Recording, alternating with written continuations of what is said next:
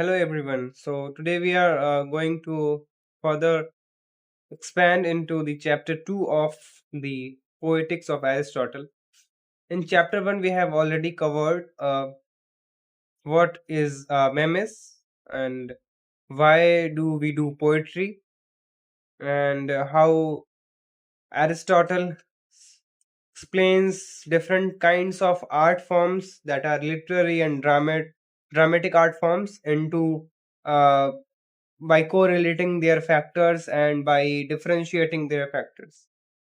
We have also discussed the mode of imitations, or we can call it mimesis, the manner or mode of the imitation, the objects of imitation, and the medium or of imitation.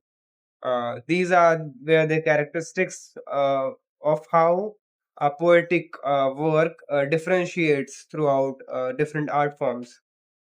So we have discussed these things, and uh, now we are going to explain the chapter second of the poetics. You can watch the chapter one of the same series on my channel. You can search it with the title and the channel name, or you can just check out the channel for it. So the second chapter, it begins with Aristotle explaining the specific type of imitation that we are going to study in the poetic language. There are different types of imitations that we have discussed in chapter 1, like musical instruments, dance. All of these are a form of imitation, but we are going into dramatic and literary type of imitations, and which imitates a specific subject. And Aristotle, in chapter 2nd, begins with the line that objects of imitation are men in action. This means that poetic or dramatic art forms imitates men in action. This is clearly showing that drama is of actions. It is constituted of actions. Drama is men in action, what people would do in a certain situation, or what a character would do in a different situations, or their inner actions, their relations, social relations, their psychological or mental relations. So every drama or story or poetic art form deals with the men in action, human action. And then the Aristotle explains that uh, men in action can be shown, or can be showed by two modes, either by either showing them higher than their real life uh, figure, or lower in status or in lower character, showing them as something lower in character than they are in real life. So these are the two modes of how we can show uh, the imitation of men in action in any drama or poetry or a novel or a short story or anything, any literary or dramatic art form. A moral character, uh, a character who has distinctions over goodness and badness, and they have moral differences, and the character is acknowledging them, and character is moral. So there is a moral character, and there are different types of characters, but all these characters can be shown in either of the two ways. Either you can show them in their elevated form or their diminished form. You can show them in a greater manner than they are in real life, or you can diminish the quality of their character in showing by while showing in the drama. And Aristotle have given many of the examples of many poets or many writers, ancient Greek writers, um, to showcase the fact that people have done these things. People have shown men in action in these two ways. Like he's saying that polyglon polygnotus depicted men as nobler as they are. So he depicted men nobler than they were in real life. Similarly, he says that Towson as less noble. So Towson is a Greek writer, was a Greek writer, and he showed men less noble than they are in real life, while Dionysus drew them true to the life. So Dionysus was a Greek writer, obviously, and he drew men as they were in real life. So there is a different a third way also, that you can show them as it is, as they are. But um, now Aristotle says that yes, these are the different modes of imitation, of showing men in action in these different modes, and all of these different modes will show distinct feature qualities based on how you are showing them. These diversities can also be found in musical or dancing performances. Aristotle in first chapter we have also seen that Aristotle in also have used different kinds of art forms to explain the same thing.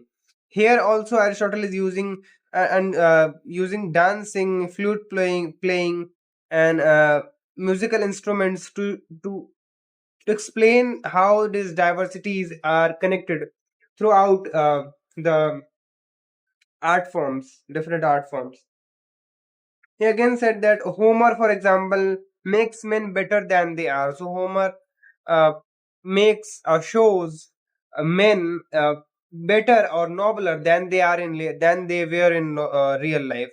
Like Homer elevates the character of a man, and then he shows those characters in his story, like the Odyssey, the Iliad, the heroes that are in the story, that are an elevated character, that have an elevation in their moral compass, or in their uh, ideological nature. Usually men are not that brave, not that heroic, not that truthful, but all these characters of humans are shown by Homer in his plays in an elevated type of mode. So Aristotle is clearly saying that Homer makes men better than they are, and Cleophon, for example, shows as they are. Like Cleophon shows men same, not with no differences. He shows the men particularly, or with no such differences, like with no elevation or no not diminishing them either. Hegemon, the Thasian, he is the inventor of parodies. So he's just giving examples of different authors. So how different authors are using different kinds of techniques to imitate men in action. Some are showing them higher than their normal uh, states, and some are showing them lower than their natural conditioning or natural character. So there are many examples, you can go through it. Uh, at last, he came to the point that these differences marks the distinction of tragedy and comedy. Here, the Aristotle, sorry, sorry. Here, the Aristotle explains that the distinctions, um, these differences shows of the distinctions from tragedy of and comedy. So, tragedy and comedy is basically the difference between uh, the mode of what the character is being shown. And he further explains that comedy aims at representing men as worse and tragedy as better than in actual life. So comedy aims at representing men at worse. So comedy represents men worse or less noble or diminish the natural character of a man. So in comic plays, you will see that the men are lying, the men are very coward, the men are easily fooled, or easily men are more manipulative. So every noble character is diminished in comedy to create such a comic effect, to create a world where people are manipulative, and they spins something conspiracy, something, uh, a comic act or comic play. They create such an environment where people are cheated, are being cheated on, are being fooled on, and then people will laugh at their adversities and their tragedies. So comedy shows men as worse than their real character, and tragedy shows men nobler than they are. So as I have also given example of the Homer, and as Aristotle have explained that Homer showed men better than they are. So, and why tragedy shows men better than they are? Because tragedy is a serious subject. Tragedy is a serious play. It is a serious matter.